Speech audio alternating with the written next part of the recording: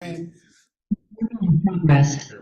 It is 4 p.m. on the nose, and we're glad to be here. Today we have a work session, but before we get to that, are there other matters not listed on the agenda from the public? I need to take the roll first. Great. Go for it. Thank you. Okay. Mr. Missile, Aye. Here. Ms. Firehawk. Here. Mr. Carazana, Here. Mr. Bivens, Yes. Mr. Murray, Here. and Mr. Claiborne is absent. Correct. Thank you. And with that, we have established a quorum. Now, I'll go, are there other matters listed, not listed on the agenda from the public? Seeing none, we will move forward with work session, CPA 2021-2,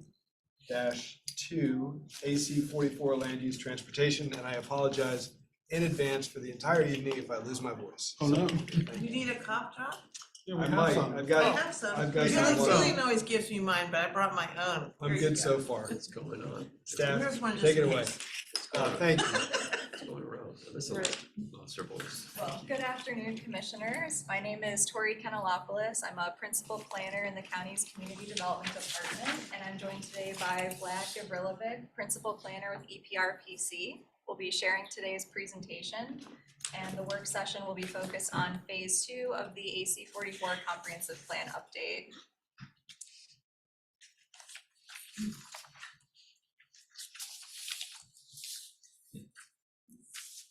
There we go. So we'll start with an overview of Phase 2 and community engagement to date. Then we'll share the proposed approach for what we're calling planning toolkits, which are ways to implement coordinated land use and transportation planning. And the 4 areas that we'll cover today are the focus of the next round of engagement and are shown on the slide. And we're also going to share a preview of other land use and transportation topics that will be covered later in the fall with the next steps. Can I interrupt you for 1 second, just to clarify one point? Do you want to take questions throughout or wait till the end? I think if possible, we'd prefer to wait to the end, but if there's a Sounds really, important on-topic question, we're happy to pause. Great, thank you. Sure. So moving to an overview of Phase 2, these are the 3 outcomes for AC 44 Phase 2. And the first has been completed, where we identified the main topics for the comp plan and gathered information on data and existing conditions and trends. We shared a series of topic reports by comp plan topic. The next outcome will be developing planning toolkits for coordinated land use and transportation planning. And these will continue to be developed throughout Phase 2 and further refined in Phase 3. And at the end of Phase 2, there will be updated goals and objectives for each topic. The goals and objectives will inform the action steps that will be drafted in Phase 3. And these are the 3 steps to accomplish those outcomes. And as mentioned, the first step was recently completed.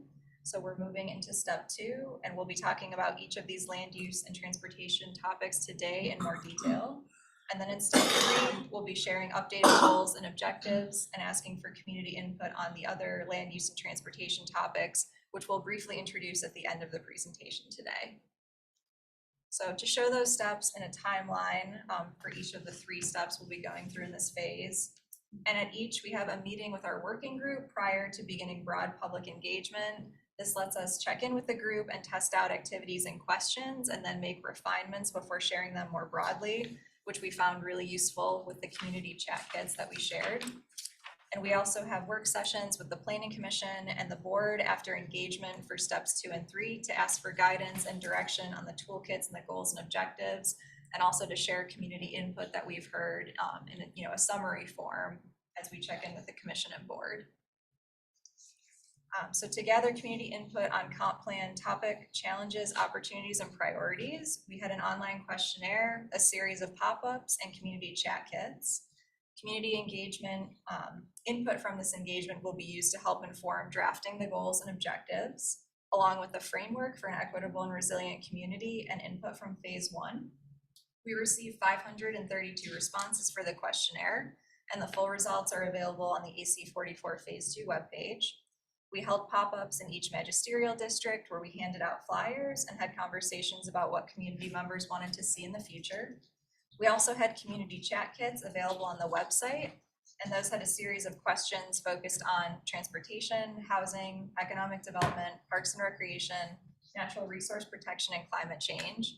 And this let community members host meetings on their own time at their convenience and have group discussions on these topics. So we received about 15 chat kits with about 130 total participants. And we are currently working on an engagement summary to summarize input from all of these places, and we plan to post that to the website and share it in the next few weeks. And now I'm gonna turn it over to Vlad to share more about the planning toolkits. Thanks, Tori. Lot to cover, so appreciate your patience on this. We'll walk through it briskly, but you have this in your packet too, and look forward to your questions and discussions. So this is a brief overview of the toolkits approach, starting with kind of what are the planning toolkits. This will show you kind of a slide of overall what all the toolkits are, but basically they're a series of analytic tools and best practices that help us update the comprehensive plan, specifically the policies in the comp plan. As you could see, they're intended to support the growth management policy in the current plan by integrating transportation and land use. And importantly, they also build on all the community input we received in phase 1 that led to the framework for an equitable and resilient community. And we'll touch on that several points in the presentation. And as you know, this will relate to many other plan topics and will need significant input from you all, from the board, and from the public, of course. So in response to kind of a request for really more of an explanation, what do we mean by toolkits here, we added this slide that's not in your packet, but basically this diagram shows the basic pieces of what we're calling the planning toolkit, and we'll go over these in the following slides. The purple circle on the left, which is the activity centers and multimodal networks, is what we're going to talk about in detail today and what will be the focus of the community input in the next month or so. The other 3 purple circles, like the land use designations, neighborhood model principles, and density calculations, Tori will touch on here, but those are really the focus of the fall discussions with the community. And then the green circles at the bottom, we'll go through each one of those, but those are aspects of this overall activity centers and multimodal networks approach. So what are the centers of activity in the multimodal networks? Without getting too far in the weeds on the technical information, I'm just going to walk you briefly through the multimodal systems planning approach, which is from the statewide multimodal guidelines from the Department of Rail and Public Transportation. That was the inspiration really for these activity centers and multimodal network analysis in the following slides. But in doing this, we also want to recognize that the guidance for this approach comes from several recommendations in the current comprehensive plan, as you see here, as well as the climate action plan is shown in these slides. So this is what led to this approach. Now, it's important to recognize that and acknowledge that you already have centers within your master plans in the development areas. There are about 50 centers identified across the development areas in the various master plans. They're not necessarily consistent across the master plans because some have been updated more recently than others. For example, Places 29 centers uses the underlying land use designation for the centers, while others have kind of an overlay approach. The southern and western areas just use a C for the general location, and then it has recommendations in the text. Whereas Crozet and Pantops, they use a quarter-mile watershed, these circles, for their centers, and they give you guidance on the scale and form. So there's different approaches depending on when the master plans were done. And additionally, some of them are very small, they're in different sizes. Some of them may not be mixed use, especially in the older, kind of less recently updated plans. But we're thinking that moving forward, the proposed approach would be to have an overall consistently applied set of updated center types that would be expected to be mixed use and be a focus for future projects and future resources in the new comprehensive plan. They would ideally provide additional guidance on scale and form and intensity, and provide, a focus area for these future multimodal bike or ped networks or transit, so we can connect these centers in the future. And like Pantops and Crozet, they wouldn't replace the underlying land use, but there'd be overlays to give you additional guidance on those. The idea here is that they would kind of replace the current 50 centers, but build on what's in the existing master plans for those centers. And then lastly, where you have single-use areas of importance like employment districts or parks, you could use that same district designation like Crozet and Pantops have for districts in addition to the centers. So that's kind of the approach of these activity centers.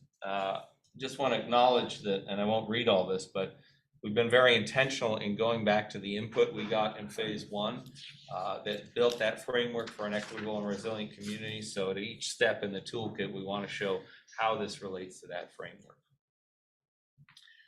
So how do you build this kind of multimodal systems plan? As shown in the statewide guidelines, there's 3 basic steps to this. You identify where are your current and your future or potential activity centers.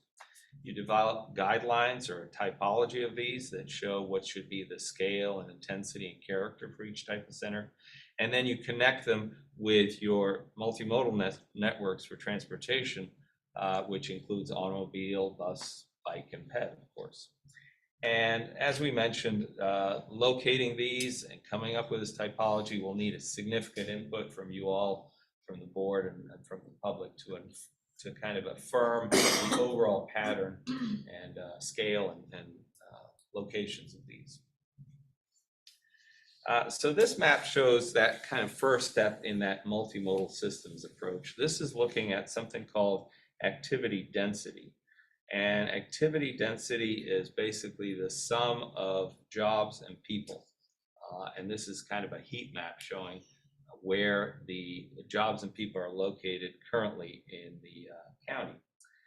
We use both county data sets and commercial data sets to determine where the actual locations of people and jobs were. So things like the E911 address system, various commercial data sets that show you where jobs are.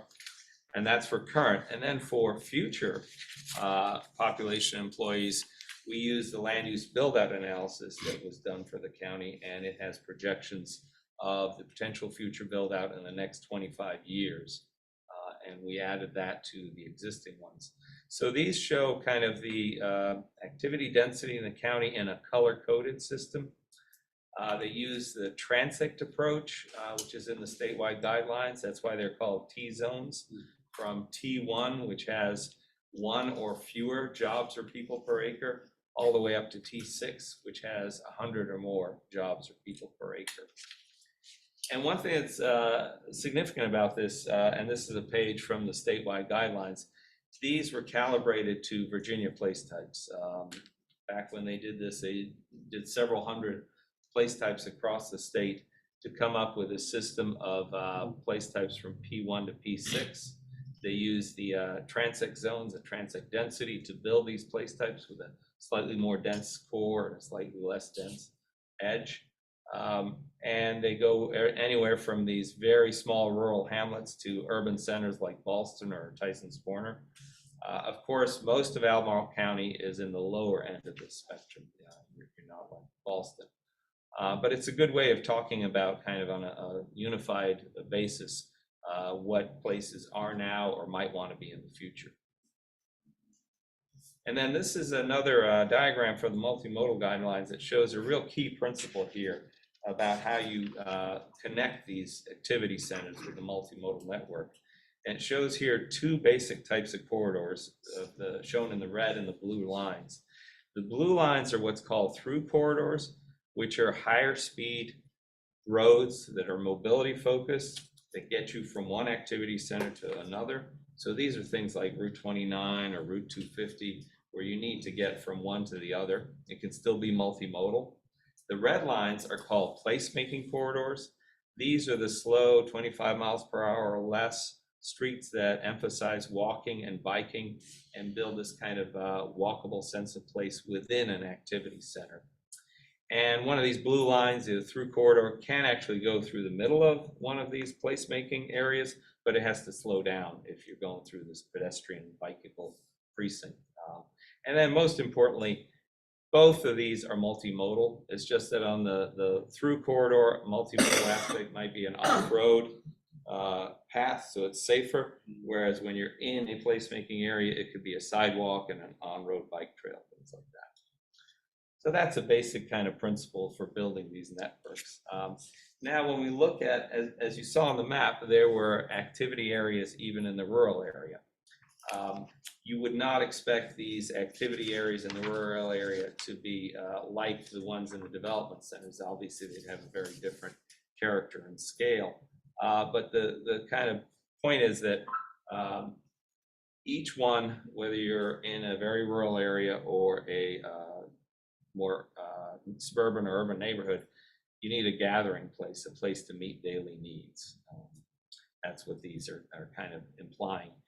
And this slide shows the recommendations from the current comprehensive plan for areas of activity in the rural areas, which focus here on crossroads communities and especially on things like adaptive reuse of existing buildings.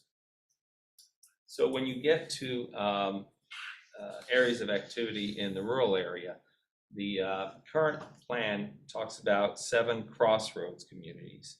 And these are examples of activity areas in rural areas today.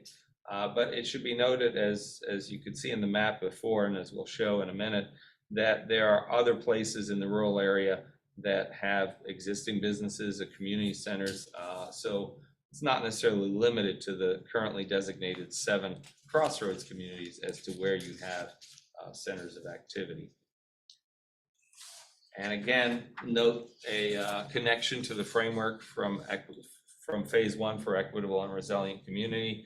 For example, the first blue bullet there, it says that there's support for more equitable access to services and amenities in the rural areas. So this could be potentially one way of looking at that issue. And then this is a map of the details of the overall countywide activity density map, showing the 7 crossroads communities, but again, reiterating that these are not the only activity areas in the rural area. But this is again where we really need community input to help define where are the current centers of rural activity. For example, Yancey Community Center, clearly it's an important gathering place and location to access resources, but it may be very low density, may not have many jobs per acre in the immediate, or people per acre in the immediate vicinity. And if I may, similarly, you've got Covesville up there, and yes, there's an apple packing plant, an antique store, and a post office. But I wouldn't really think of that as an activity center. There's not all people converging on Covesville unless you're packing apples. For daily needs. But Yeah. north of there, Crossroads is what I would call an activity center, where it does have the fire station, another post office, a gas station, restaurants, businesses, a health center, a bank. I could go on. But, you know, so I just think some of those are a little out of date, or, you know, harken back to an activity center from 1850. It's not really anyway, so your point is well taken, and obviously Yancey has, school has changed a lot. Like you said, it's not providing a lot of jobs, but folks there have actually, as you saw in the comprehensive planning session you held there, where one thing that came up was more diversity of housing, apartments, you know, not just having single type of use, and I think they would like to see more jobs there. So, anyway, carry on. I'm just saying that I really just wanted to emphasize, it really struck me that what we have in there from the past isn't really up to date. Well, and that leads to kind of this next slide before I turn it back to Tori. So there's several options for how you might deal with activity areas in the rural area. One option obviously is not to change anything, keep the current plan recommendations for these 7 crossroads community. Another option is to have updated recommendations for adaptive reuse, historic preservation, or to show where they may be other crossroads communities or rural villages or centers for daily needs. Another option is you could create criteria for when new buildings or uses would be appropriate, with standards for how to do the form and scale that's context sensitive and appropriate. And an example of that is here from the statewide multimodal guidelines. Their lowest place type is a P1, which the inner core has up to 10 jobs for people per acre, and the outer edge has 1 or less jobs for people per acre. So a lot to think about there. I'll turn it back to Tori to expand this concept into the development areas. Thank you, Vlad. So moving to this third toolkit component, we'll be looking at criteria for future development areas expansion. And starting with the current comp plan, which recommends using development areas land efficiently to prevent needing to expand the development areas earlier than necessary, and monitoring building trends and the availability of vacant or redevelopable land. The current comp plan provides some guidance for the potential timing of future expansion by using the land use build out analysis, but does not provide guidance on identifying locations. So the updated comp plan is expected to have criteria for timing, but also to identify locations. And input from community members, the commission, and the board is needed to inform and refine the criteria. And this approach is connected to the framework, especially for expectations for new development, and could be used to help identify criteria that should be included. So for any future expansion areas, new development would be expected to include a mix of uses and a variety of housing types, parks and trails, preservation of sensitive environmental features, green and resilient design, a safe and accessible multimodal network, and opportunities for employment centers and jobs. And this is also consistent with the expectations in the neighborhood model principles. So the following are potential criteria for identifying locations for future development areas expansion should an expansion be found to be needed.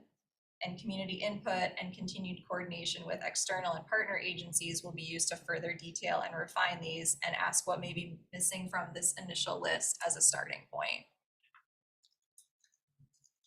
And consistent with the current comp plan, the land use build out analysis will continue to be used to estimate the availability of development areas land compared with projected growth and demand. So based on the 2022 analysis, there appears to be sufficient land to accommodate projected 20 years of growth and demand in the current development areas.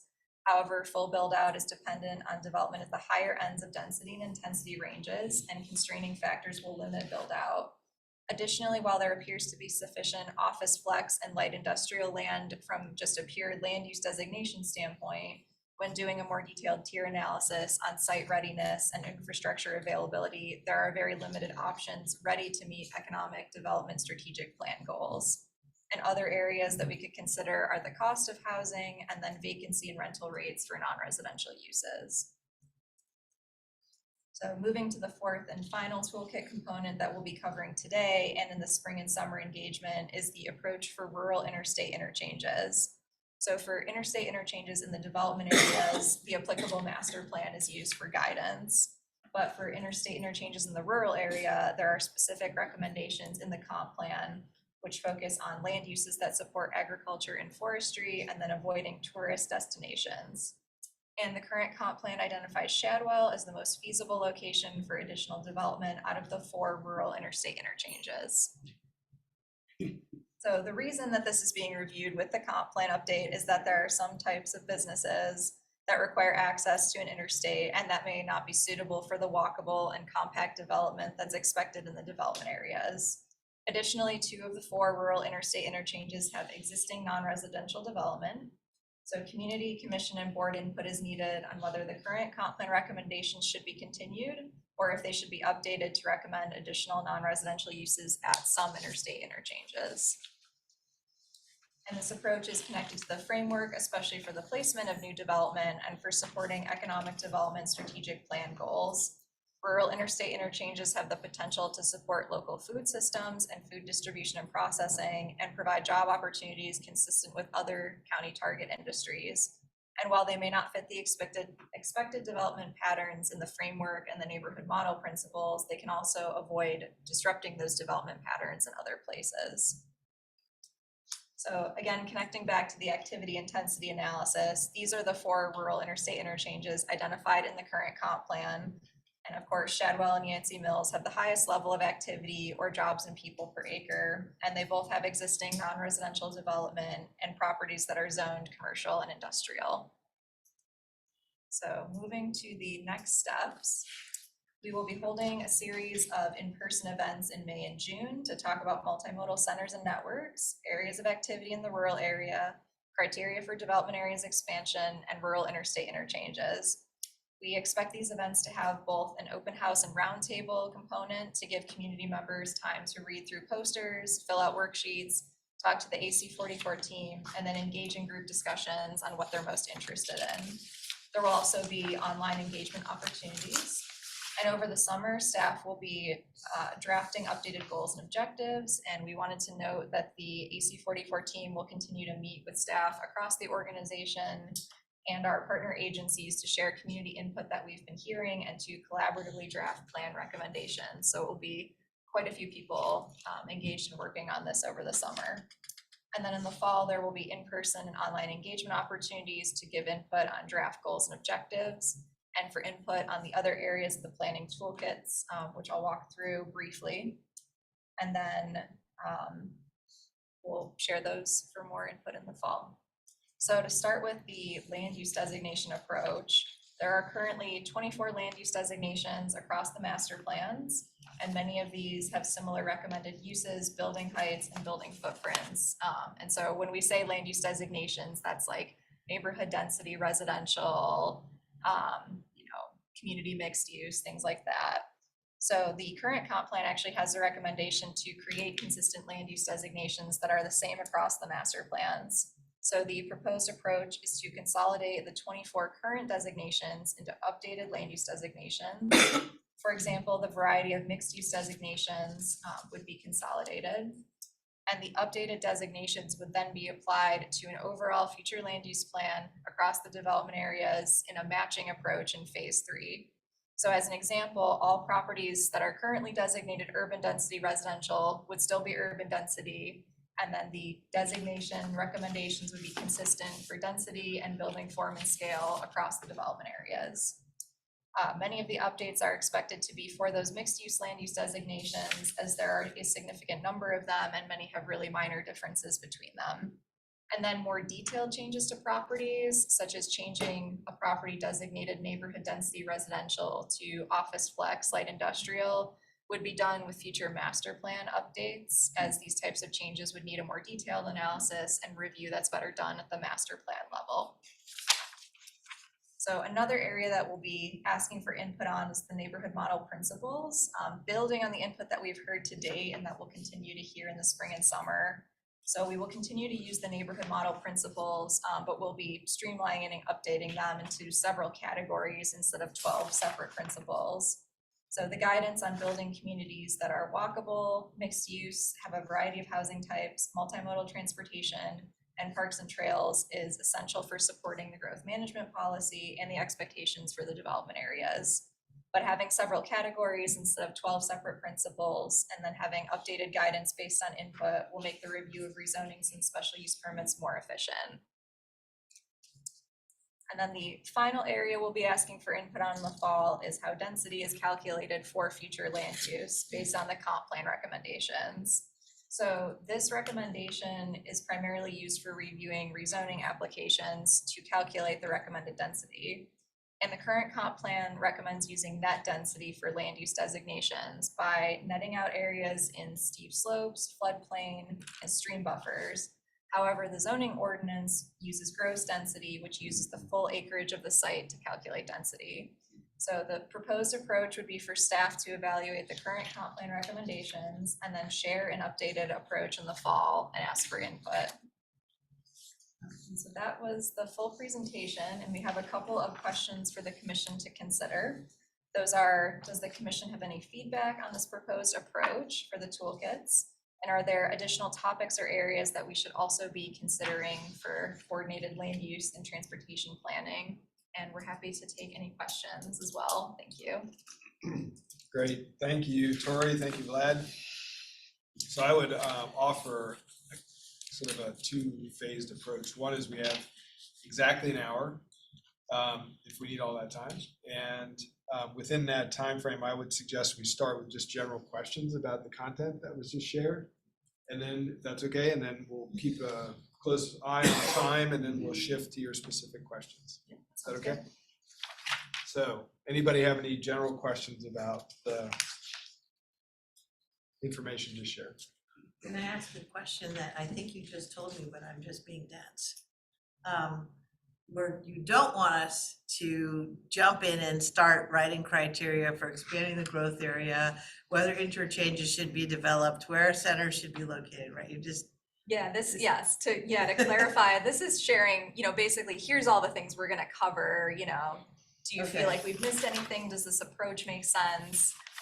We will be coming back, I believe, in July to the commission to share what we hear about at least the first four, areas that we cover, and then ask you all to give input on, what should the criteria be? What should we do with rural interstate interchanges? yeah, I suspect that it might take us more than 1 hour to talk about growth area criteria, rural interchanges, et cetera, et cetera. I know staff does a lot of the pre-work, but I just think we might need to either have a longer work session or do it as a regular planning commission meeting that takes 2 or 3 hours. Don't agree, but I don't think these are topics we could just, I guess one thing that I saw that was missing, maybe not really missing, but you, one of the criteria you were talking about, like when you were having like the different principles, there was like sort of 4 on the slide. And you said like resilient, things should be resilient. That's sort of a giant bucket of stuff. I'm wondering if that should be fleshed out a little bit more. And also connectivity was something that I'd like to see added. Because we can have lots of parks and but they can all be terribly isolated and actually therefore harder to connect with pathways, trails, and greenways. Also harder for wildlife to take advantage of them. So we can fragment the heck out of our landscape unintentionally if we don't have connectivity as a key principle. We've worked with some developers to try to get them to put connectivity through a site successfully. So I'd like to see connectivity added. I'd like to unpack resiliency a bit more than what you have, especially with climate change. And I know we have a whole climate change report, but I think we could say a little bit more on that principle. I'd be happy to help with that later. On a similar note to that, you have this great map about activity centers, and that's very, very helpful and useful. But on the same time, you also have maps of natural resources in Albemarle County and areas of highly unfragmented forests, of high quality habitats. I think that needs to play into those maps as well, to look at places where we have these high quality resources we want to protect. And I think too, there's some overarching things too that we need to resolve about our growth management strategy. Because currently, our growth management strategy, an implicit part about that is that we will restrict services to the rural area. And if we're saying now that we're going to expand services to the rural area, well, that's definitely in conflict with our current strategy and could conceivably cause sprawl. So I would like to see some philosophical resolution to that. Because Lonnie, could I ask, maybe we should better define, not you right now, but services in general. Yeah. I think sometimes it's talking about water lines, but then other times people are saying services and they mean like laundromat. So It's gonna be fiber internet. Well- we have to say what, not you, but like the county should say what we mean when we say services. I mean, but I think even with some of these things that we have all agreed that we should provide, like high-speed internet, Mhm. there are consequences to that. Yeah. Because there are more people moving to the rural area now because like, well, I can work from home in the rural area at a lesser cost than I could in the growth area. So every time But we maybe they provide- won't be driving all over the roads. But so, Yeah. but there are there's a cost benefit to providing additional services in the Right. rural area. And I just want us to take that into account. Oh, yeah, and all I was Over- saying was yeah. services, I think, Yeah. even in, by the county gets all mixed up, so we should just clarify what services they're talking about. The other thing I would say too is that, we're talking about transportation. I think we need to, in the rural area, we need to also document the existing rural transportation, multimodal transportation, which includes, walking, running, and biking. Streetlight has great data that we should be using. Strava has great data that we should be using.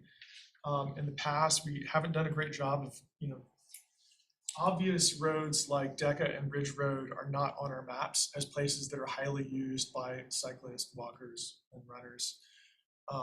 They should be. And that should factor into our plans about transportation. Can I just intervene 1 second and mention, what I was thinking is if there are any specific questions on any of the information that was just shared here, not so much the feedback piece, but more about clarity on anything that was shared.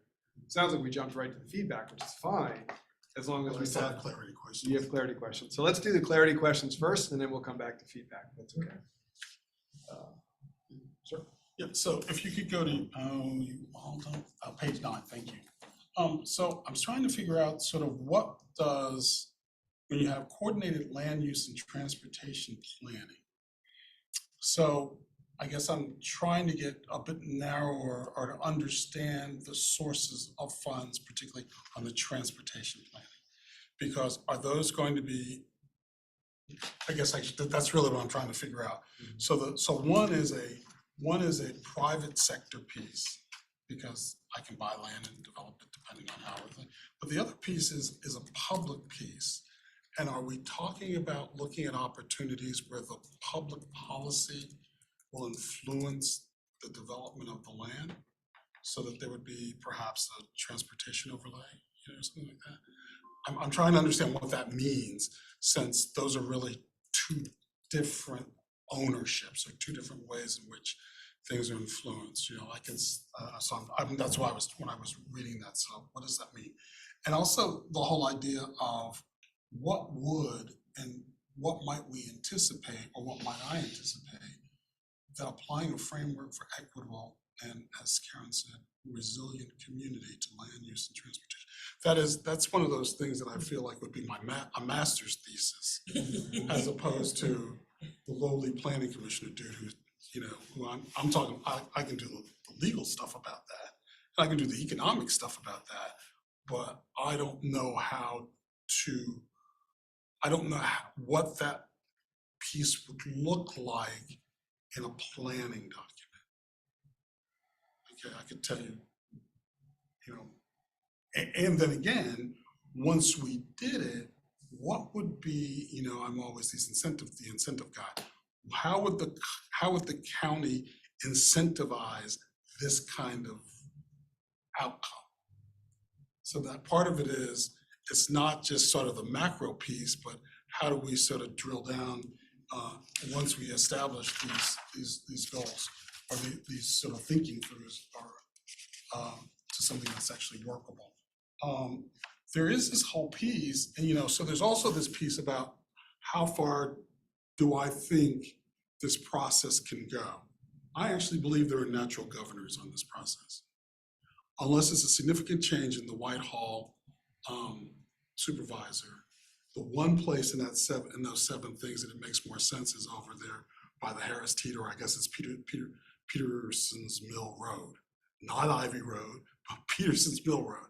Right, And the whole concept, that there's sort of a macro concept for me, is that you can't have, that off-ramps have to support agriculture and forestry. Well, the agriculture that's happening in that part of the county right now are wineries. And the wineries want people to come to them, and they want people to stay there, which is out of sync with forestry and sort of the traditional thinking about what the ag sector needs in our community. So the whole idea, coming back to what Karen was saying, is that I think some of this needs to be evaluated in what our economy has morphed to or evolved to. Right. And then there's the real sort of legislative piece, do I believe that our supervisors are willing to change those things, of which frankly, I don't. And so I don't want to spend a lot of time. There you have it. You know, I don't want to spend a lot of time on something that's going to get to their table and I'm going to say, oh, that's really nice. As some of my colleagues have told me, they said, oh, that's really nice, the things that the planning commission suggested. But you know what?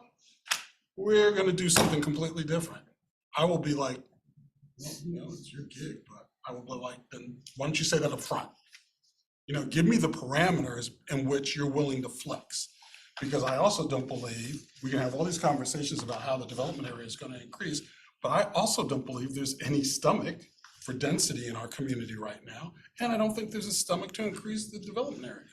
And so that feels like an intellectual exercise that's never going to result in any significant change. And so I'm pushing it, you know, I'm gonna push it because it's like, sure, we could go through this exercise, but you know, you try and put a 5-story apartment house on a hill on 29 and everybody brings the redcoats to get you. And that gets old. That gets really old. And so how much of this plan is about doing stuff that's never gonna happen? And I just, So you kind of 3 questions in there. yeah. One big one at the end. Yeah. and a couple here. Mr. Diplomat. Just to make sure again that everybody gets their questions answered. Do you want them to give you a I do. response to your? Well, but they can give it to us when they come back. I'm saying Okay. they can come back with that. I don't expect that now. Oh, I I'm saying got you. that's a question that I'm Okay. gonna have. How are you gonna take this macro stuff, these big sort of thesis paper kind of Yeah. questions, and help to guide us into something that can become part of an ordinance change? Right, there's Yeah, philosophy yeah, in there and there's Right, mechanics. right, yeah. We're very good at mechanics and philosophy, but if our philosophy is out of whack with the board. So I think somewhere in there, somebody needs to think about some joint work sessions with the planning commission and the board, rather than we spend all these time this meeting. And we finally reach consensus on something and then the board's like, no, hell no. You know, like that. You know, that's a process piece too. But I think if you're gonna ask us to dive deep in here, which I think everybody in this room is willing to do, at the end of the day, I think you'll have a bunch of bruised public servants if we go through this. And it's, thank you very much, but please go home now. The first time I heard. I know. I know. That was with your father-in-law. Yeah. Luis, do you have thoughts? He doesn't want to. Nope, being adjourned. So, yeah, a couple things too. I'm gonna have some clarifying questions. And then also tagging up here a little bit with Commissioner Bivens. So, I mean, I do think that you're right in many ways. However, having the conversation of the debate may change some minds. Who knows? Okay. Not that I'm either more or less optimistic than you are, but and that's where the joint meetings could potentially help to bring this to the conversation. From a clarifying standpoint, you showed the activity centers, saying your heat map, and that is current, is my understanding what you showed. It didn't. Current and future And potential. future. So, okay, so which is which? It's cumulative. We do Ah. have maps of current versus future. So how do I, so And look at the what, current. so if this is a heat map that's supposed to be showing me activity levels, how do I distinguish current from future? Like I say, this map is the sum total of both, which is how you would plan for a 25-year horizon, but we can separate this out. We do have. Yeah, so that's part of the clarifying piece. Yeah. Because this is confusing to me, because you did say, you said current, but we've also then extrapolated based on the development areas for future, and I didn't see current or future, and I couldn't quite distinguish, and I think it would be helpful, because if I'm looking particularly with a heat map, because that's telling me activity areas, right? So if I'm looking at, okay, here's my current state, and this is what the densities that we're planning for would get us to in, what was it, 20-year horizon or 25-year horizon. So here's a 25-year horizon, here's what it could be looking like. Can I add to that, just to hold your thoughts? One is, why, right? Like, what, is it a direct extrapolation, or are there some reasoning, is there some reasoning built in that causes it to be? So your idea will show you that difference, right? Well, if I understood it, I don't know if it's the why, but the how How? is because of the density that we're now planning. Right, I got you. Well, that's available to us. Well, no, I think it's planned, Future land use designation. future land As use is. designations that Yeah, we're as working is, on. yeah. Got it. So they may not be codified, Oh, right, okay. But again, if I'm understanding where you're going with this, which is, I think that's a useful, because it begins to give us a visual Yeah. of what the densities that we're planning for might cost. Which leads me to my other question, which you've already heard, and I think you gave me a really good answer, Vlad, when we had the 2-on-2, or at least the best answer I've heard so far. Maybe the only answer I've heard so far. To the question of why are we not attaining our current densities? Because when you look at your growth, and we talk about expanding growth and potentially, right? We see that we have enough density available to us if we were to build at the higher levels, but we don't build at the higher levels.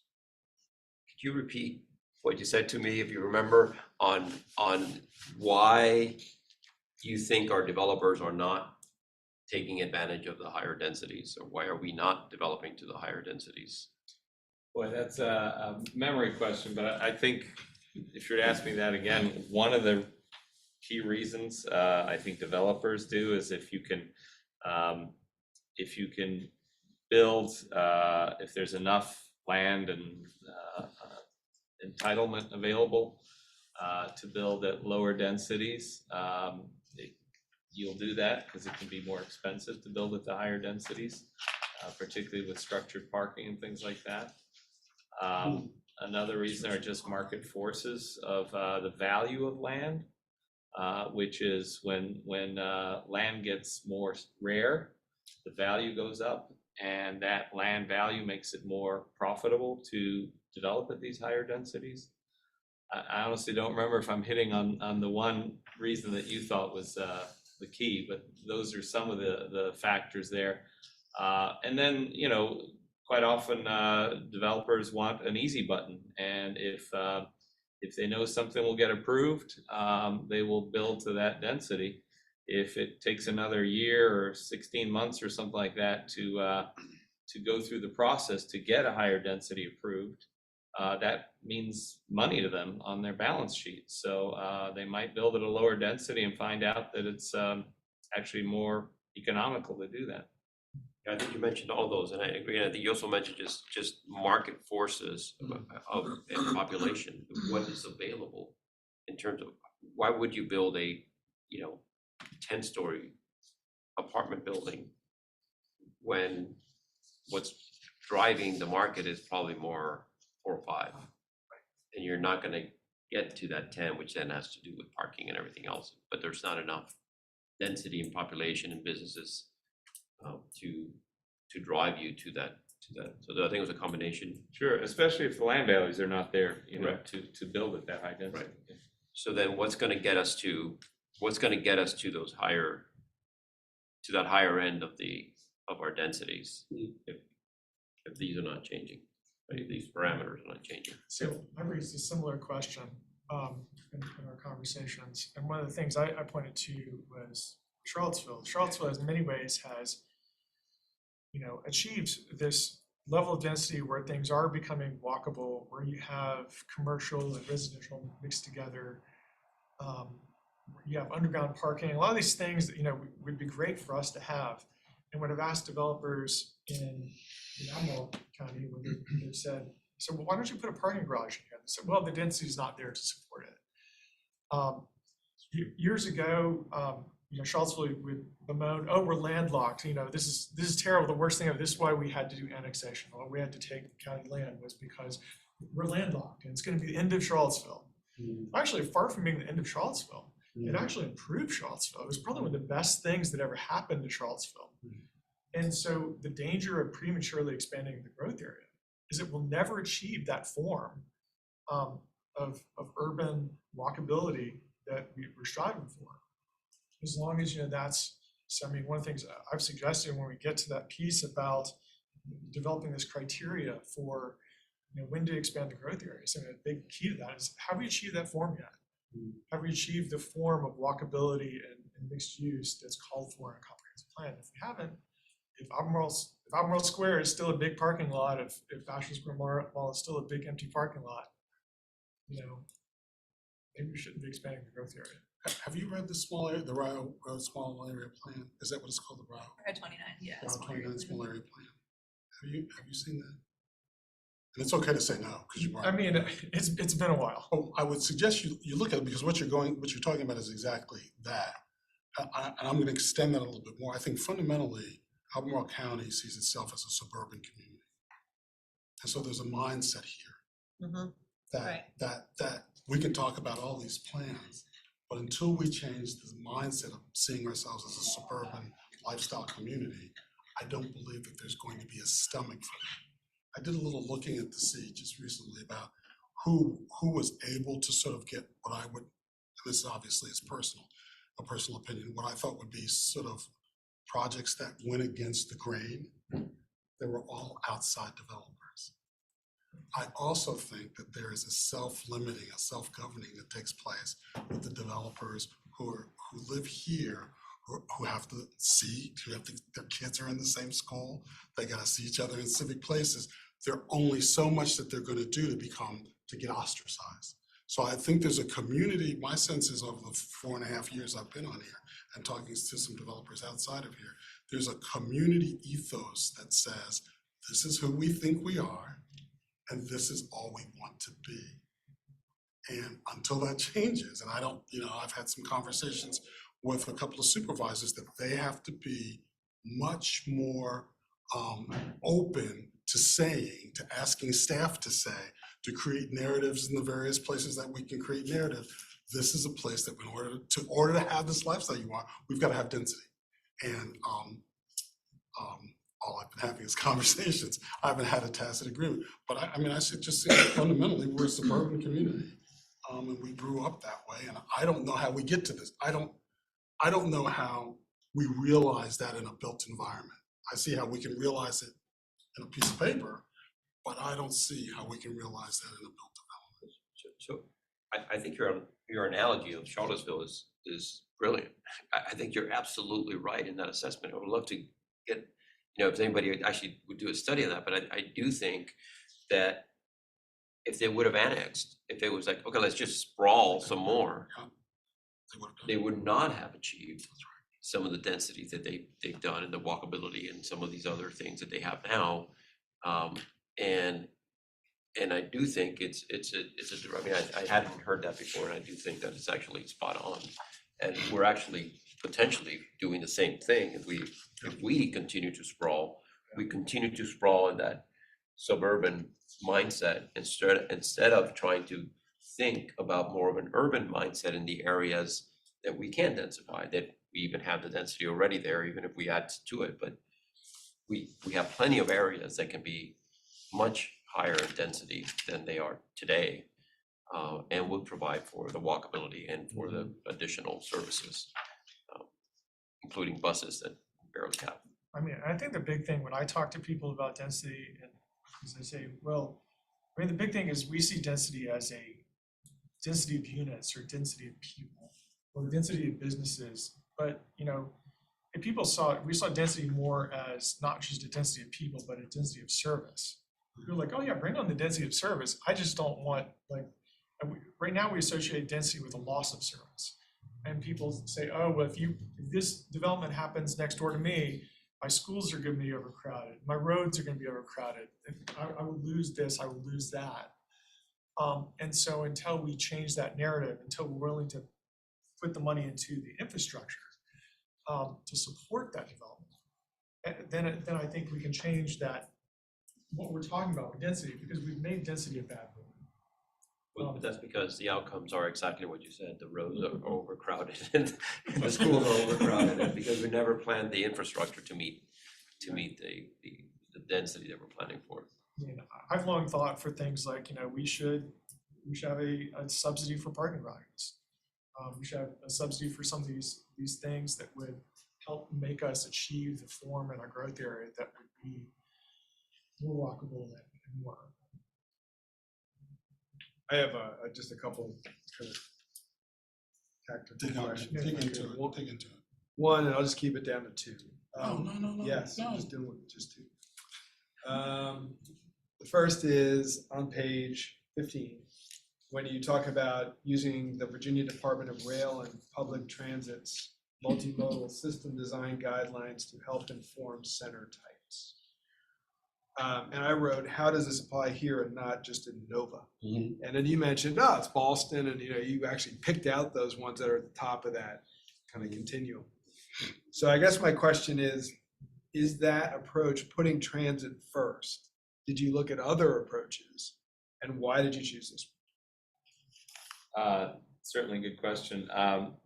The approach isn't to put transit first because this, even though it was the Department of Rail and Public Transportation, it was intended to be an integration of land use and transportation and total multimodal transportation so that you have bike and ped in the most rural areas as well. You may not have transit in those. Got it. And you can see their lowest activity unit is, less than one job or person to the acre. So, Yeah. So they did look at the full spectrum. I just mentioned Ballston and Tyson's as the upper end of the spectrum. But when you look at what's permitted in your, not permitted, I'm sorry, planned in things like Places 29, those are even higher than some of these at the upper end of the multimodal spectrum. 80 units the acre in some of the highest intensity place types. So this is scaled to the Virginia, the highest intensity place in the Virginia and some of the lowest intensity places in Virginia. And Albemarle somewhere in the middle there or towards the bottom end of that spectrum. Got it. Okay. Thank you. And then my other question was just on the process.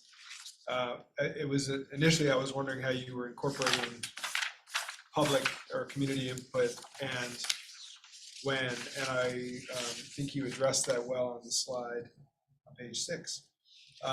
Question I guess I have is, and maybe it's in there and I just didn't catch it. But when you talk about community, are you also including things like VDOT and RWSA, and those are all part of that community involvement? Okay. Yeah, when we talk about, we say like staff and external partner Yeah. agencies, that's really meant to include schools, RWSA, ACSA, VDOT, TJPDC, like a whole long list of groups.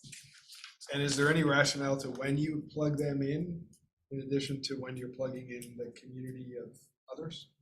Yeah, I think we've, kind of tried to check in at key points and check in like as we approach community engagement to kind of say, this is what we're looking at, these are the topics we're going to be covering. What do you all want us to keep in mind? Is there anything that, jumps out at you all? And they've also been reviewing the 2015 comp plan goals and objectives, and we'll be working with them to draft the updated ones. And we've also been trying to share community input along the way with staff as well. So, as we work with them to draft the goals and objectives, they are, hearing the same things that we're hearing. They're seeing the themes, so they can keep that in mind as they help us write the goals and objectives, because, it won't just be planning and EC44 working on those. Well, and the reason I asked that question is because there's sort of what VDOT, I'm just picking on VDOT.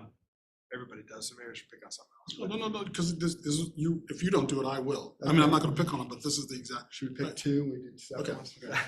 So, I'll stick with VDOT. So just a question of, they have their plan, they have their funding source, and that doesn't always coincide with the county's plan and the county's strategy in terms of development and density. And there's always, as I've been around for a while, there's always been sort of this disconnect or, kind of well, they were going this direction, you're going in this direction, and we can't really make the two match. And what ends up happening is you don't have the level of infrastructure support that you need to support the county's growth policy or plans. So I'm just wondering if the strategy of engaging those partner organizations has been rethought over time, and whether there are any tactics, and this is just a rhetorical question for now, but if there are any tactics that help to try to align those two often separate paths. And let me throw in there, so you know, and Can I help go, perhaps begin an answer to that? go. So, I mean, I think isn't that what the smart scale That's where I was going. process was intended to do, That's where I was to going. bring more collaboration into growth plans? I mean, I'm not saying that it's working the way it was intended, but wasn't that the intention of the smart scale process? I'm not sure if I would say that was the intention. I think that the intention of the smart scale process was really to better align our transportation needs with the funding that's out there. Yeah, that's what Similar- that's exactly what I'm saying. similar type- The Okay, intention sure. was to That's try to similar. coordinate with municipalities, because you're bringing in potentially different pots of money, right? Mhm. So to align the funding with the needs of the different areas. Sure. Yeah, But, it's an opportunity, whether it's- conduit for communication, right? That was- Yeah, it was a conduit for communication. But I'll add on it, so this goes to the point, and Luis will know this now for what he sits on it. There's also, we have this interesting, I think, sort of governance structure here, that you have, some things come from TJ, PGJ, whatever, yeah, that thing. And then you have the city, and then you have our desires, and all of those roads are interconnected. So you've got 3 different jurisdictions lifting up projects that they think is important for this, I forget how many miles we are, but how many mile region we are, as opposed to, and you hope they're coordinated, but having sat in some of those meetings, sometimes what the city thinks is important as far as roads are concerned does not necessarily advance the county's needs. And then what the thing you just said, what they then lift up, they have this sort of big regional piece to it, which almost felt during the time where I sat on the MPO Tech, it almost felt like they were trying to be Solomon in how they allocated or put their weight around projects, and it didn't really, I never saw how they engaged with the supervisors or even with you, but it just seemed like these were projects like, oh, that's a really nice project, but how's that really gonna help us being the county? And so to come to where you're coming to is that I don't know that we have in place a funding and development structure that allows that kind of pointed and that kind of pointed solution development. Collaborative. Yeah, I don't know, and then that's, because I don't know, I see where the money comes from, and usually when you have that many multiple places for money, it's hard to get collaboration. I'll just as an example, what's gonna happen over there at the old Kmart intersection, I was able to sit on 2 years of conversations about that. And every time someone came to the table, mostly it was the developer, the solutions that I think staff worked with VDOT got blown up. Because the developer didn't want to lose an entranceway. A developer didn't want to lose an entranceway that would have moved traffic through that whole section in much better ways. And so the system blew up. It blew up the solution. There's something about, I believe in democracies, but there's something about the greater good that I don't know how we get to some of that, to be quite honest. I don't know how we get to the greater good. Could I respond to Commissioner Missel's question about that? And I think that maybe you were about to jump in and say something about this, but this might help you all understand a little bit more about this multimodal system plan, is that VDOT did agree to the principles in the multimodal system plan. And what they have done is that VDOT has created a road design standard related to what they call urban areas. And if a locality goes through this process and identifies where we call these urban areas or activity centers, then we are going to be able to apply their urban design standards to those. And so I think this might be getting at your question, Fred, that if we, that we can align, by doing this, we will be able to align the county's desires for the way the road system develops with our land use system. So that is one of the significant reasons. And Vlad, please, Yeah, I know no, you've been really involved in this, so if you want to add to that or correct. Yeah, me. no, I think that's a perfect way to say it, but it's not, doesn't mean funding. That's right. So, Right. And That's- VDOT that's doesn't right. have a plan. There is no statewide plan or locality-wide plan for what VDOT wants to do. VDOT does planning, but it doesn't have a written plan. And the smart scale, as you know, is localities have a right to propose things that go to the MPO. The MPO can put all those together within, they have a limited number they can put forward into smart scale. And then smart scale is a process for running them through data-driven criteria to see which rise to the top. And it doesn't necessarily relate to Albemarle County's plan for these, but it's a way of making things objective across the whole state, that we're all going through the same filters. Can I So ask you a that- quick question? Sorry. Yeah, no, just one thing, and that was just a follow-up, and then I'll turn it over to you. That was exactly the reason for my question, is how do you make that, and maybe you can't, but it also extends to RWSA, to schools, to the other partner organizations, right? Just thinking about that communication process. Sorry, Karen. Oh, I just want to ask, in the past, VDOT has said things like, yeah, you can have, a different kind of road width, but we won't be maintaining it. Boom. So is this that case, or are they going to maintain if we follow their urban design standards, which to me sounds like an oxymoron? They will, that's the point of having their urban design standards. If we follow those urban design standards, because they're actually incorporated into their road design manual. the Because VDOT that's what roads. kills our, all this talk about walkability and urban density, and then you've got roads you can land a small plane on. That's not a walkable community. All the roads are designed as racetracks. They're all over designed for going 2 to 3 times the speed limit. All right, so then, It's preposterous.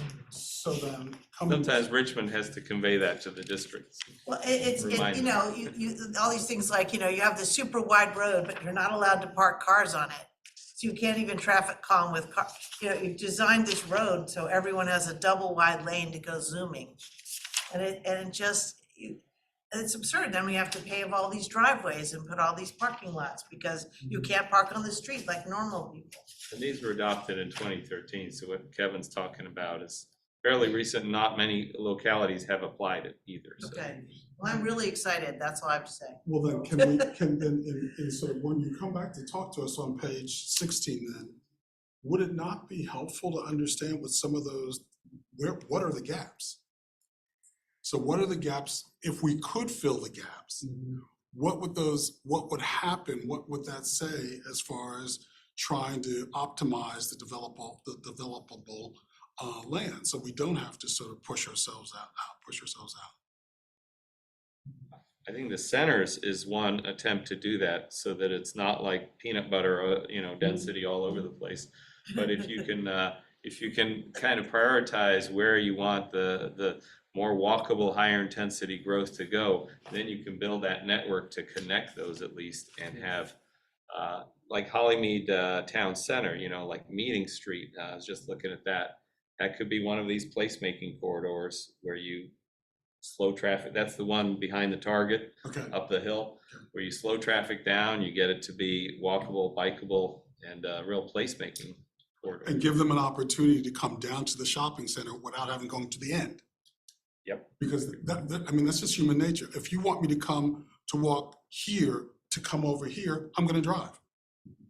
I'm not gonna walk, I'm gonna drive, because I'm not gonna walk over here to come over here. So I'm gonna, I don't wanna cut off the conversation, but there's 20 minutes left, we each have 4 minutes. Can you skip to the last slide, please, Tori? And I just wanna make sure, maybe, I think we've answered a little bit of the first one, maybe? But let's focus on these for a second. Does the commission have any feedback on the proposed approach for the planning toolkits? Any other comments or feedback on that specific question? Have you been to the supervisors yet on this, or are you going to them? We have not been yet. Okay. Well, I'd like to hear, I would like to hear the feedback that the supervisors give you on these kinds of things, because that will help to shape, you know, what I think is sort of the livable next steps. So you're still gonna, you still have to make all the guts of these toolkits, right? I mean, I have some sketches I can send you of examples of connected development versus disconnected development, you know, diagrams and those kind of things, to illustrate what I was trying to talk about with connectivity.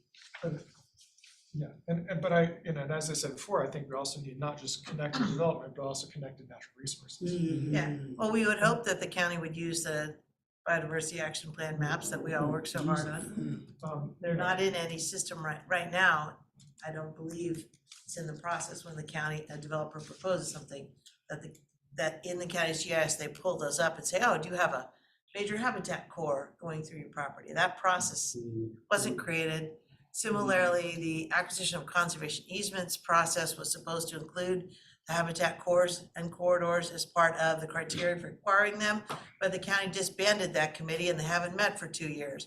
And the draft language for changing the code was developed. So, and then it sits there. So But it's you know- very frustrating. You know, to come back to what you're talking about connectivity, every time we have a new community that comes to an existing community Yeah, I know. and there are I know what ballots, you're saying. we get, again, blasted by the ballot core to say, no, I don't want any connectivity. I haven't been through one project where the adjacent property, which knew that there was gonna be a through street there, when the new one Well, comes they in. all say, that's not, I shouldn't say they all, but many say also very disparaging things such as we don't want those people. I know, Whatever they think those people are, the people who live in a house that's $100,000 less than them, because they never, when they were 25, needed a $350,000 house instead of a $600,000 house. yeah, It's just really offensive, Yeah, but I don't care. I would like to still try to connect things. we're still trying to connect things. I still want to, I don't think it will hurt their children if they play together. I think one thing That, that, this has been stated in public. It has been stated. It's I'm not absolutely been making this stated. It's up. absolutely been stated. one thing to think Well, about. we have to push back on that. One thing I'll offer to think about it related to this conversation is, and the approach to the planning toolkits is, as you're speaking with the community and with your partners, how do you convey value of these things, right? So there is value to interconnected streets. I think that part of your presentation, not just, we want interconnected streets, So you but start from the they're- value. But not in my proposition. neighborhood. So you start from the value proposition. Yeah, and the problem, I mean, you're still gonna have people who don't, they I get weren't that, I get that, I participating get and they that. moved in and they love what they have, and there's a cul-de-sac that all of a sudden turns into a road, and they don't like it. So that's gonna happen, but value, I think, is a really important. I think too, we have to be careful about how we pitch, you know, run some of these discussions in the rural area. We need to be very careful about how we pitch some of these additional uses, because we need to be very clear in those communications that there is not public water, there's not public sewer, that police do not enforce speed limits in the rural area. I even often pay Yes, they salary. do. Yes, they do. Well, I'm not I have lying. That tickets might be to the prove it. Whitehall badge that you have here. But Not let me mine tell you, in some of the other parts of the rural, you get pulled over. Oh, they It's driving the they rural. selectively enforce the speed limit. They definitely Okay. don't in my neighborhood. No. So- I'm just saying, we've asked. It's gonna be a So, long night. That's gonna be a really short night. So I mean, I think that the fact that there aren't these services to support that infrastructure, I think is an important piece of this too. I did notice in here, one of the things you're talking about, rural interchanges. I think there's some opportunities that can be explored there, because you have the first bullet point that talks about, you know, uses that support the rural area, that support agriculture and forestry, and then you have the last bullet point that says, but no tourism. No, what? I'm sorry. Tourism. But no tourism related activities, and I think there are a lot of tourism activities that do support the rural area. And so, you know, many times I've been on a trip somewhere and I see, oh, there's a bike trail, there's a newer trail, or there's a park, or there's something, and so I think the degree we can capitalize upon recreational tourism for, you know, that supports our rural area and supports natural resources, I think we should do that. I'd much rather see it than an Applebee's or, you know. You will never get an Applebee's here. We don't have a census. Just like you're never gonna get an Olive Garden. You can tell all your friends, it is not gonna happen. We don't have We do not have that kind of population here. That's why it will never happen. So any other comments or questions or offerings on the proposed approach to the planning toolkit? If not, we'll move on to the second question, which is, I think, much more open-ended. Any other topics that should be considered? You know, I do have this, I have a question. So we always talk about the historic preservation. And this is going to sound like a Scrooge, not a Scrooge, a Scrooge. Make up a new name, you're a Scrooge. I'm a Scrooge. I keep coming back to, there is the implicit value of preserving historic structures. But what's the community value? What's the greater good value of doing that if the structure can't be gotten to easily? So are we doing it because it's like the right thing to do? Or are we, so, and that's fine, I don't have a problem with that. Are we also doing it because having historic structures in a community does something for the community? And Would you like to know what the Historic Resources Commission please, says? yes, your Well, committee. just yesterday your in this very committee, room. Your committee. Yes, so they talked about that and we had, at a prior meeting, we had wordsmithed and added concepts to what's in the comp plan now for historic preservation. But, and then this past meeting yesterday, we talked about, okay, so is that what we all agree? Somebody should write it out in formal prose. But one of the things we did specifically elaborate on was that we didn't want it to seem like that historic structures were only important if you could see them from a roadway, or if they could be visited as a tourist attraction, that they had, in these structures and these places had integrity in and of themselves, whether or not you could ever see them or ever visit them. Then So I think we should that's where say the that. committee is coming down in its No, language. I agree with that, but the whole trying to link a historic structure that is in the middle of Yeah. a forest or middle of a woods to the value in a comp plan without giving that kind of context to it is, you know. Well, we need to elaborate more on why it's important, but I think that the other thing that we talked about in the committee is, you know, what kind of information is provided. You know, the county sends a letter to everyone, you have a historic structure. And I haven't seen the letter for a while, so we're gonna all look at the letter again, decide whether it's actually a helpful letter. Okay. Cause it's like, I got one when I moved to my house, it said like, you know, you have a historic structure, don't tear down your house or else. Well, there was Don't be a one, jerk, is what the letter basically said. It was rude and sort of implied that I didn't know anything, and there were no helpful resources in this letter. So to the degree that the county not only proposes that people protect these structures, since we currently don't have an ordinance, but that we provide them tools and resources and help and, you know, because a lot of these structures are in terrible shape that people inherit or are on their property. So we have to be a lot more proactive, merely than just saying we heart these things. yeah, so just to piggyback on all of this, I think a couple of things. One is on historic resources, and this is on page 19, it talks about preservation, adaptive reuse of historic resources. I completely support that. I think the thing that you have to be conscious of is the cost of doing that. It's way more expensive to preserve and adapt I believe, at least in the examples Speaking I've from seen. experience. Yeah, Speaking from experience. Yeah. Speaking from experience. How much information you want me to share? The historic resources, it's just expensive. So I, again, get back to that value proposition, right? So it's not just the interconnecting streets, but it's why do we value these historic resources? What, to your point, how does that bolster the rest of the community?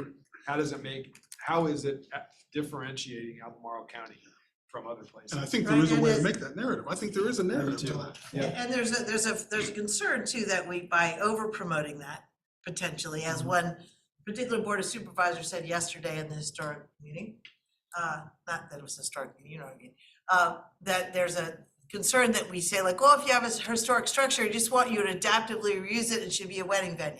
You know, that, Oh. no, you know, because we want them to protect, we want people to protect historic structures. But do we want every historic structure to be are we promoting everything should be an event venue? Mm. Just to say that, hey, the structure is still standing. So I think along with the value proposition and that kind of thing, you have to help define pathways to get to that goal. And one of those pathways is not, it's not the county's job to do this, but you know, the historic tax credits. I mean, what kinds of resources are there to help leverage that goal, right? It's not just layering on a goal, but it's how do you get to it?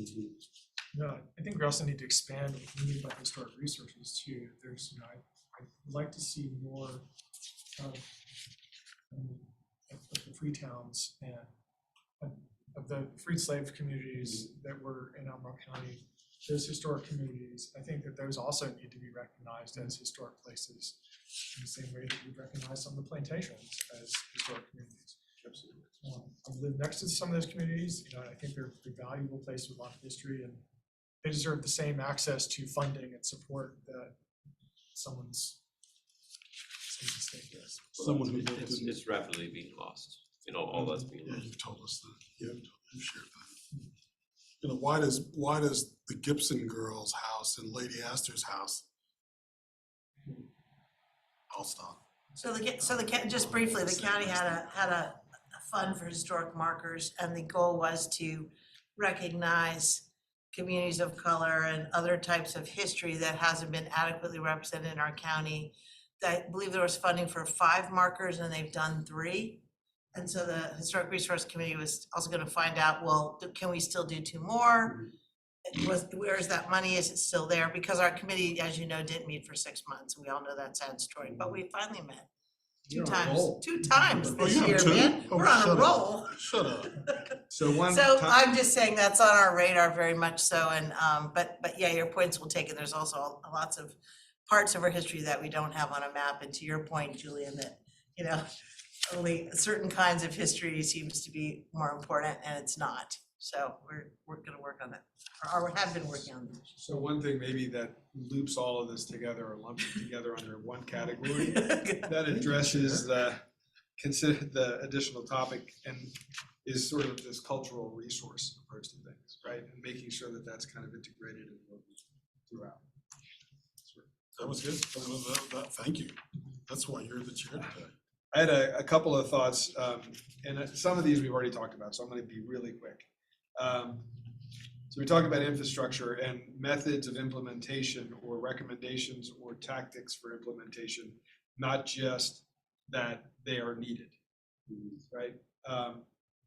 The second is thinking about, and there's gonna be a common theme throughout this, infill. What incentives are there to infill? So is a developer gonna prefer a brownfield site or a greenfield site? Probably a greenfield site, there's less risk.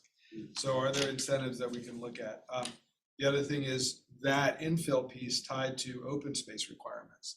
And one of the differentiators of Albemarle County, obviously, the city is dense, and that I agree with your assessment of that. The county has amazing natural resources. Not that the city doesn't have some, but there's just, this is one of the most beautiful places in the country.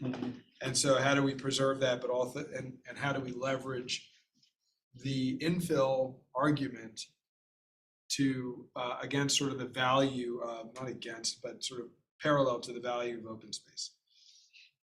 Economic development is not one of the topics that was raised, I don't think. And thinking about how, as the county is sort of in this new economic development realm, which is guided by some of the new leadership at the county, I think we think about how do we integrate that into the process. It would be helpful. We talked about historic resources, community engagement, housing.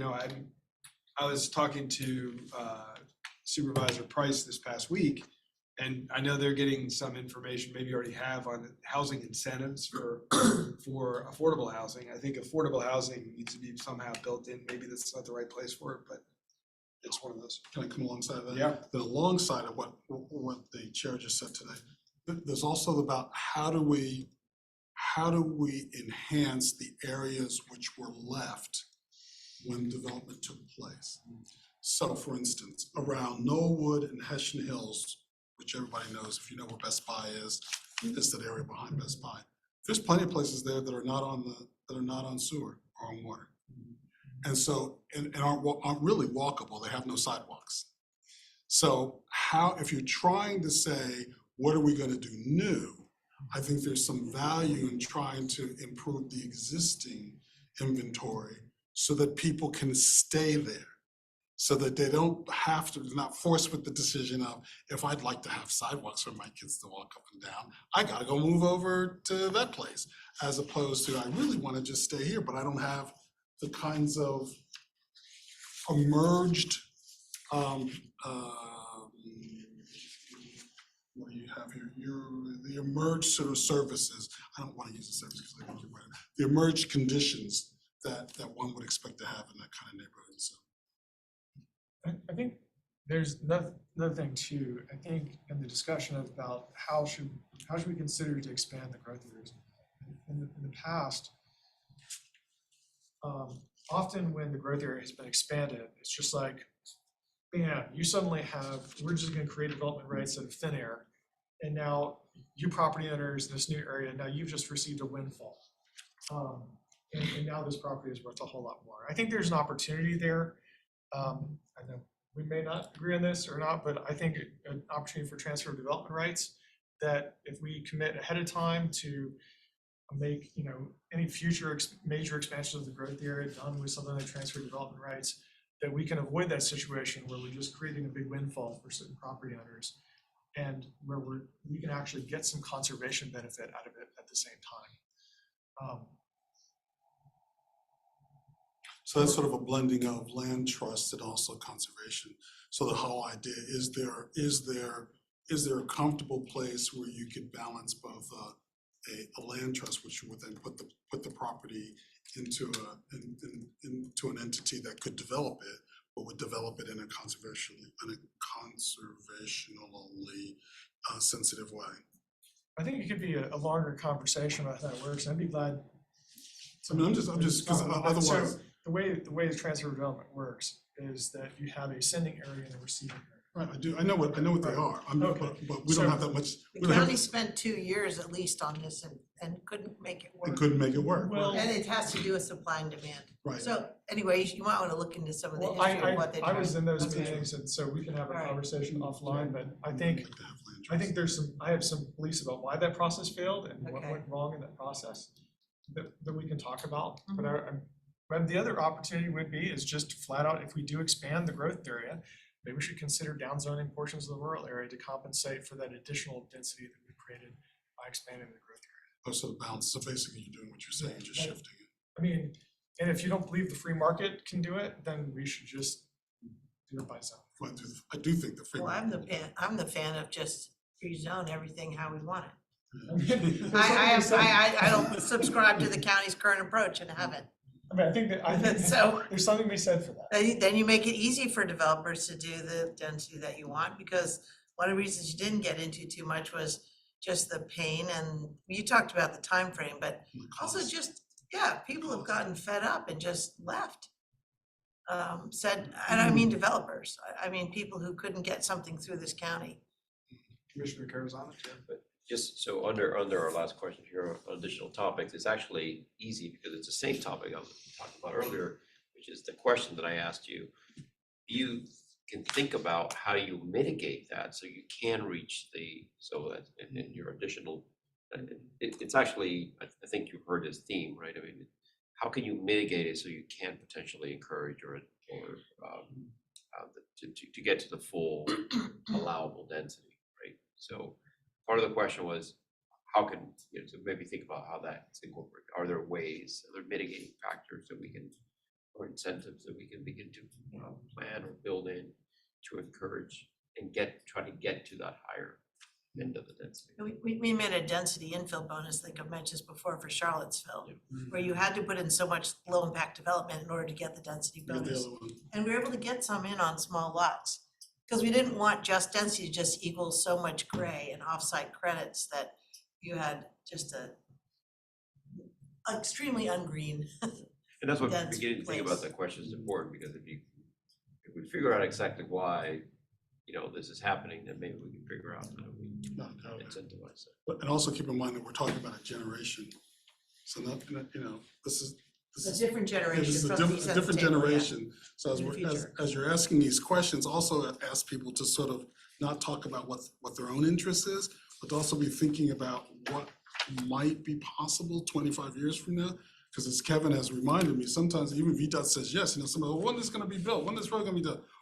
Well, it's probably not gonna start until 6 years from now. And it's like, well, that means it's not gonna be finished until 10 years from now. I won't even know how to get to that place anymore 10 years from now, you know? So, we're right at Well, we're running, 5:30. John. Tori, Vlad, thank you very much. It's been really helpful. I'm gonna take advantage of just one last thing to say. Climate integration, right? And we've talked about that, the climate action plan, making sure that that's integrated. And then one other, sorry, is time.